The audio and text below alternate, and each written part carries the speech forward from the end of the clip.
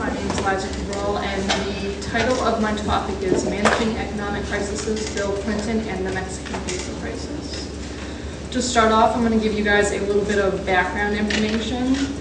In 1994, problems in Mexico led to financial instability. During that year, two major political figures were assassinated.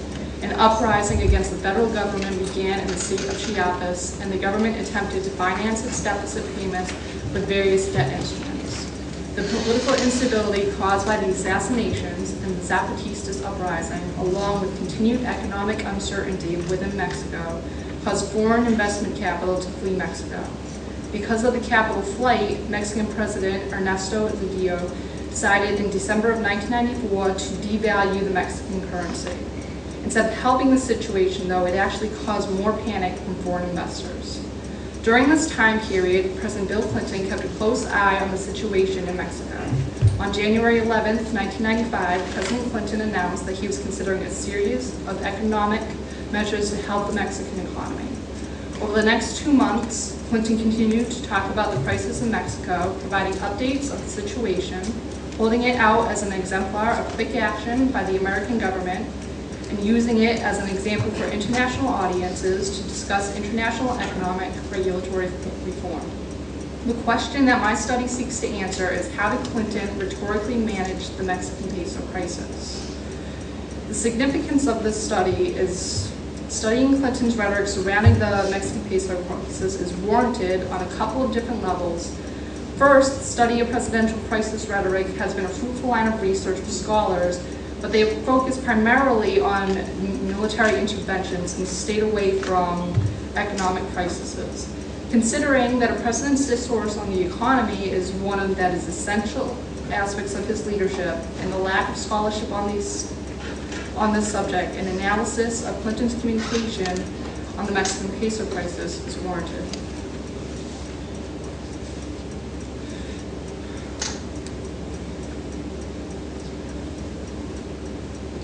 Methodology for this research is qualitative textual analysis. In particular, this study utilizes a framing analysis to look at the collected data. A frame is a central organizing idea for making sense of relative events and suggesting what is at issue. For the general public, framing can shape the ways in which the general public can understand various problems. Considering that the president is the most important actor in American foreign policy, and that the American public has little to no understanding of international affairs, the president's rhetoric shapes the ways in which the general public understands events outside of the United States.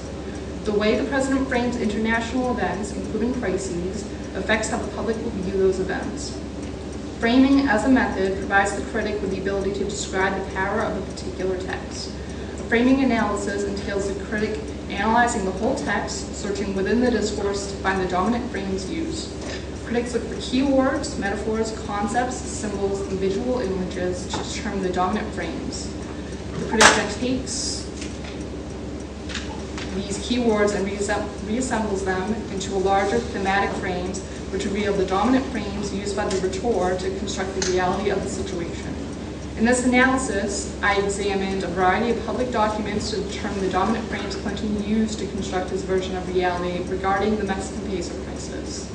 The data for this research is all the public statements made by Clinton over a 2-month period from January 1995 until March of 1995. All of those documents were accessible through the public papers of the president, which can be found through accessing the American Presidency Project, an online database run by the University of California, Santa Barbara, that has every public statement made by every president since 1789. From that data, it was determined that three main frames were used throughout Clinton's speeches: the nature of the crisis, a catalytic event, and the promotion of a solution.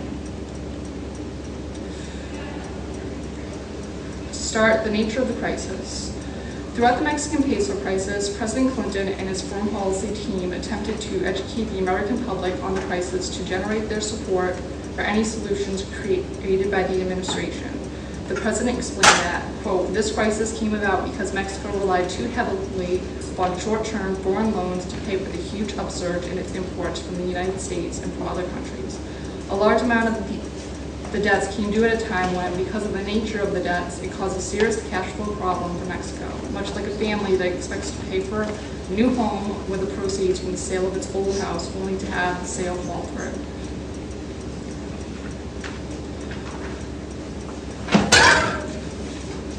Here, Clinton has two focuses. First, relating the crisis as short-term. This assures the American people that this is not something they are going to have to deal with for decades to come, but rather is something that will be over relatively quickly. Next, Clinton employs the analogy of a family. This analogy is something that really helps him connect with the American public, who are known to be very family-oriented individuals. The analogy also implies that Mexico is a part of the American family, a child needing to be brought in from the cold. Both of the implied meanings are meant by Clinton to draw sympathy for the Mexican economy and Mexican people. Catalytic impact. Clinton framed the crisis created for Mexico's cash flow problems as having a catalytic impact upon the Mexican, American, and global economies. I already noted some of the effects that he stated about the Mexican economy. However, he spent most of his time discussing two larger threads of thought. The first thread running through the catalytic impact frame is on the effects it would have on the American economy and its leadership. In terms of the American economy, Clinton argued that the Mexican peso crisis was important for the sake of millions of Americans whose jobs and livelihoods are tied to Mexico's well-being. Clinton maintained that, quote, every American should understand what's at stake and why it's in the interest of working men and women all across our country to support Mexico. Mexico is our third largest trading partner, and already the goods and services we sell there support 700,000 American jobs. Helping Mexico remain a strong and growing market for our exports is vital to our ability to help create the kind of high-paying jobs that give people their shot at the American dream, end quote. Clinton further spoke of the crisis as a danger to the economic future of the United States because of our close ties to the Mexican economy, with so many American jobs being completely dependent on the stable and prosperous Mexico. Further, Clinton described the effects that the crisis would have on global economies, such as Latin America and the rest of the world. Clinton described the effect that the crisis could have on these economies as analogous of a virus that could spread to other emerging countries in Latin America and Asia. Failure to act, Clinton said, would have grave consequences for Mexico, for Latin America, for the entire developing world. The reason for this, Clinton said, is that Mexico acts as a sort of bellwether for the rest of Latin America and developing countries throughout the world. Promoting a solution.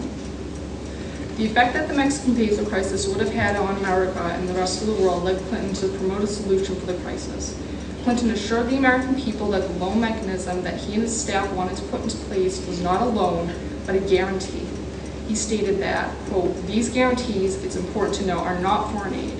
They are not a gift, they are not a bailout, they are not United States government loans.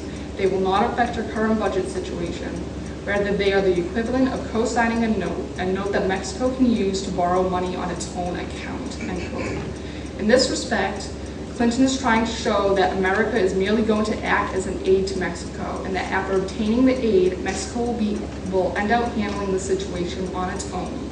However, this contradicts a previous statement by Clinton where he made Mexico seem like a child that needed to be brought in from the cold and cared for.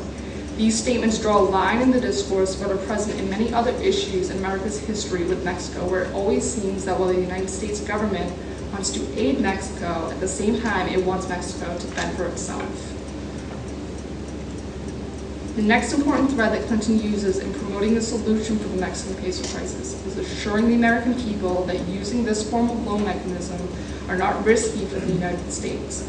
Clinton emphasized that the United States has had loan mechanisms in place with Mexico since 1941, and that Mexico has always made good on its obligations. While promoting a solution for the crisis, Clinton reiterated the point that Mexico has made extraordinary progress in recent years and had erased a budget deficit. Clinton effectually used this past trust that the United States has with Mexico and the progress that the country had been making previous to the crisis to help reassure the American people that aiding Mexico was not a risky move for the United States. Further, he reassured the American people by promising that Mexico will make an advance payment to us like an insurance premium. No guarantees will be issued until we are satisfied that Mexico can provide the assured means of repayment. What we see from this analysis is that while Clinton's rhetoric on the Mexican peso crisis shares many of the characterizations that are used within crisis rhetoric on military interventions, it also has several differences. For example, while Clinton's rhetoric was a part of the United States action during the crisis, there was no justification of military action being taking place here. There was no use of the savage and civilization binary that would be found a lot in previous crisis speeches.